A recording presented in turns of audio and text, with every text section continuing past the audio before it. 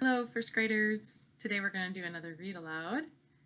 And our reading teaching point that we're going to practice today is that readers practice identifying the author's purpose. That's a big way of saying that readers try to understand why the author would write a story and kind of what the message is or what the meaning is behind what's happening in the story. So be thinking, what lesson are we learning from reading this book? I bet you've read this book before. It's a familiar and popular book called Giraffes Can't Dance. And this is written by Giles Andrea and Guy Parker Ress. So let's get started.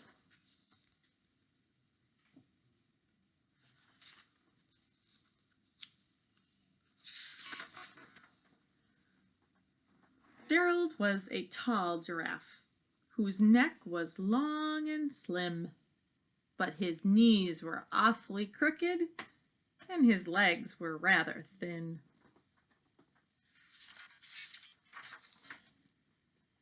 He was very good at standing still and munching shoots off trees, but when he tried to run around, he buckled at the knees.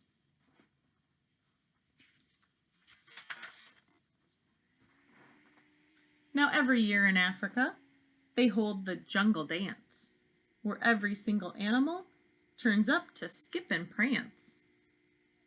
And this year, when the day arrived, poor Gerald felt so sad, because when it came to dancing, he was really very bad. The warthogs started waltzing, the rhinos rock and rolled, the lions danced a tango that was elegant and bold.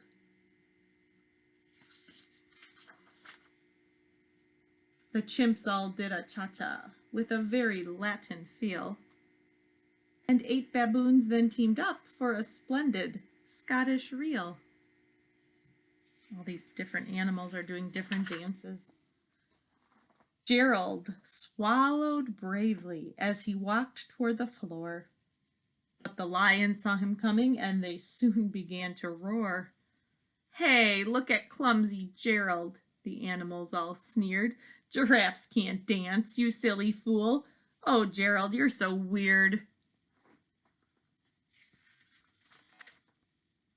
Gerald simply froze up. He was rooted to the spot. "They're right," he thought. "I'm useless. Oh, I feel like such a clot." So off he crept from the dance floor, and he started walking home. He'd never felt so sad before, so sad and so alone. Then he found a little clearing, and he looked up at the sky. "The moon can be so beautiful," he whispered with a sigh. "Excuse me," coughed a cricket, who'd seen Gerald earlier on. "But sometimes when you're different, you just need a different song." Listen to the swaying grass and listen to the trees. To me, the sweetest music is those branches in the breeze. So imagine that the lovely moon is playing just for you. Everything makes music if you really want it to.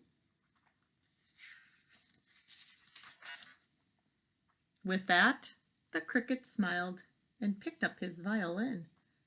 Then Gerald felt his body do the most amazing thing.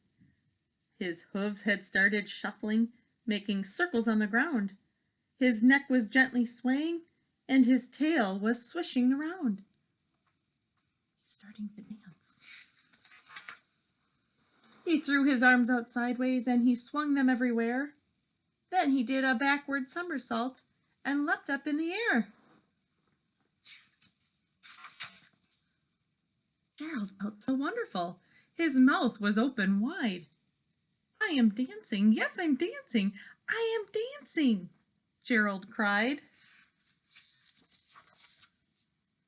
Then, one by one, each animal who'd been there at the dance arrived while Gerald boogied on and watched him, quite entranced.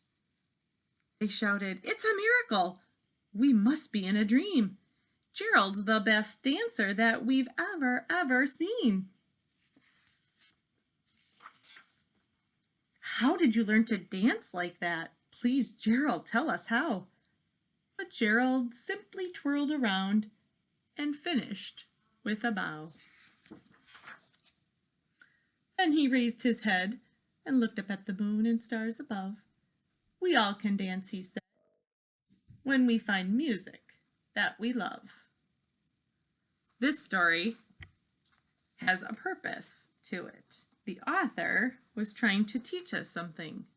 You might be thinking what the author was trying to teach you. I'll tell you what the author was trying to teach me through this book. I was thinking that this book is telling us that even if we're a little different or we do things a little differently, that's okay. It makes us special and it makes us unique. Maybe the author was trying to tell us too, to be brave and try your best, even when something is maybe hard, or maybe if you feel like you're not good at it. Maybe he's teaching us to have courage and to try our best, and no matter what we do. Think about what you might think the author is trying to tell us.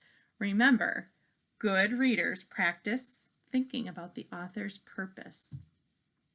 Practice doing that in the stories that you're hearing, whether it's online or stories that your family's reading to you, and practice doing that in your own books too. That's what good readers do. We'll see you next time. Bye.